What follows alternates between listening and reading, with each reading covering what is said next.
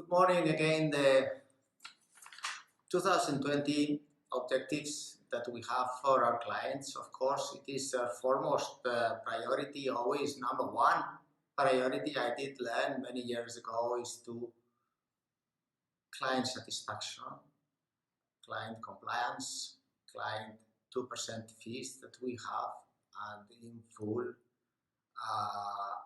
indicators, 100% indicators. What is our objectives? I have written in this idea 8K question mark M1, 2, 3, 4 these objectives, for example, in the associations. In associations, there is a huge potential that you also are members of our groups of interest and members of clients, ship owners, ship managers, brokers. You must understand that these associations, we have not really invested very much into evaluating what is the core incremental profit that we can add to society. For example, we have in IMEC, International Maritime Employers Council, I did propose there myself as director and was not elected. But anyway, the goal is that these objectives that I mentioned should have to put forward.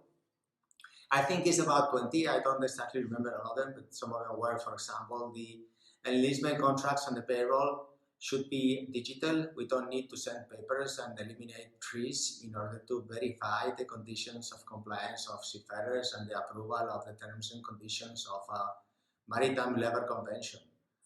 Number one. Number two, the travel conditions for the seafarers we could improve by putting them with more kilos per package, not only 20 kilos. We can negotiate with airline companies that the seafarers have up to 40 kilos free. Third point, also in the travel, we can place the seafarer always in priority, perhaps not in the business class, but when they join a ship, when they join a plane, they are a bit tired, so they should be the first ones to join the ship and to join the plane, and the first one to leave the plane. There is other possibilities like check-in, check-out. Perhaps they could have some priority due to their also, work in the travel business. No one could really leave the plane if the seafarers did not transport 90% of the worldwide goods. So we have to really say thank you to the seafarers and to the ship owners of the huge service they're doing to our planet. It is the safest and one of the most ecological ways to transport goods.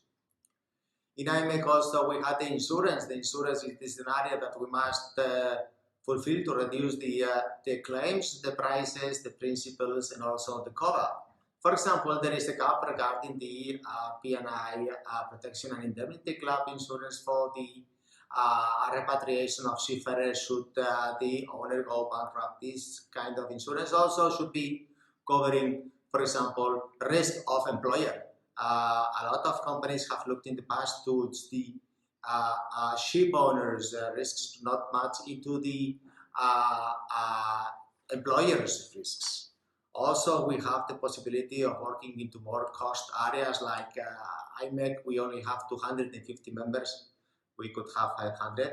Having 500 members in this association, we can negotiate with all the groups of interest from software programmers, from academies, universities, maritime world countries, towards declaring maritime transport as strategic and making more friendly for our clients, the ship owners, the crew management business.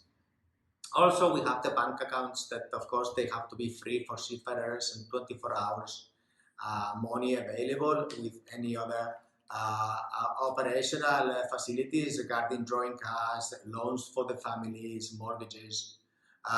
We can negotiate all these kind of businesses, which is no real problem. If indeed, the associations in the world did do something positive instead of just having meetings and have cocktails. Well, all this I think I've written in all the ebooks, and I thank you very much for this attendance, and hopefully we will make more videos regarding how can we improve our clients, the ship owners. If you have an idea, you can post it. Just don't click, just post it. Thank you. Bye.